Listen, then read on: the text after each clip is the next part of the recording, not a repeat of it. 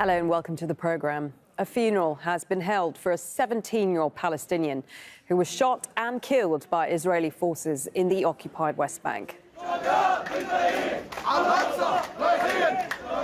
Palestinian factions have called a general strike to mourn for Ahmed al-Fayyad. Another teenager was seriously injured during the raid on a refugee camp in Jenin. It happened in the same area where Israeli forces killed Al Jazeera journalist Shireen Abu Akleh last week.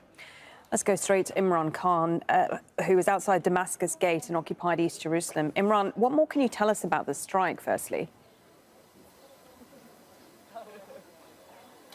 Well, the raid happened in the early hours of Saturday morning, and that's where Amjad Fayyad, the 17-year-old, was killed by Israeli forces, and another was critically wounded. The operation lasted about an hour that we're hearing, but still the Israelis are mounting these nighttime raids on a much more regular basis than they have been before.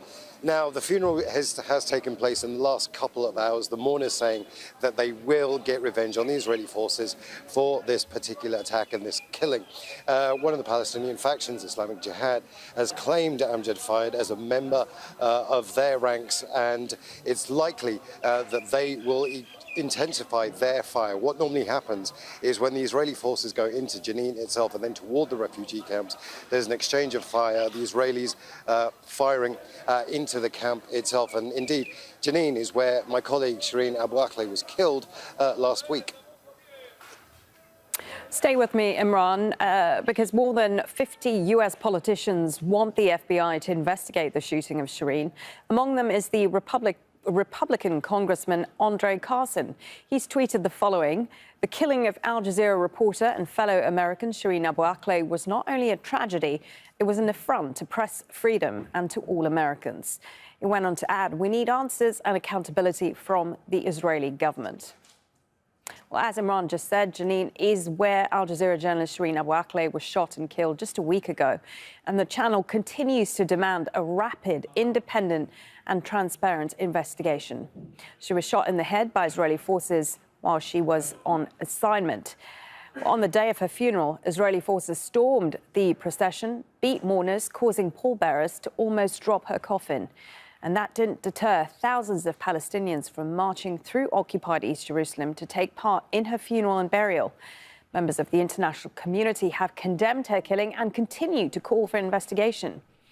Abu Akleh was with Al Jazeera for 25 years, covering the story of the Israeli occupation. She was known as the voice of Palestine. Well, calls continue for there to be accountability for Shireen's death. How is Israel responding to these international pressures? Quite frankly, it isn't. Israel hasn't said that they will open a new investigation. In fact, they're sticking to their guns. They're saying that they won't have an investigation by the Israeli military police. Now, the reason for that is quite simple. They would have to open a criminal investigation into a serving soldier who was on an active military operation. Politically, that's completely untenable. It's something the opposition would use to bash the government with. It's something that would be very unpopular amongst the Israeli public. It's something that simply they will not do.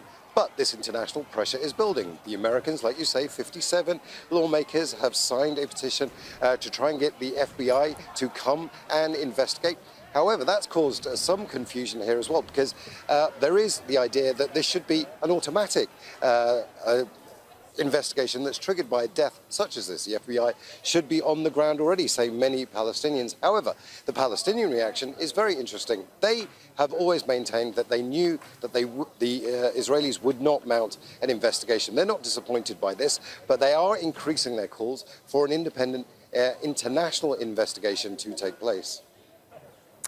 OK, thank you for that, Imran Khan, there from outside Damascus Gate in occupied East Jerusalem. Well, Amnesty International Secretary General has condemned Israel's decision not to investigate the murder.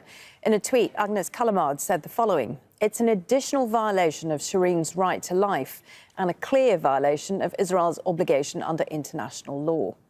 One amongst many," she goes on to say, "this is what repression and domination look like. Some lives simply don't matter."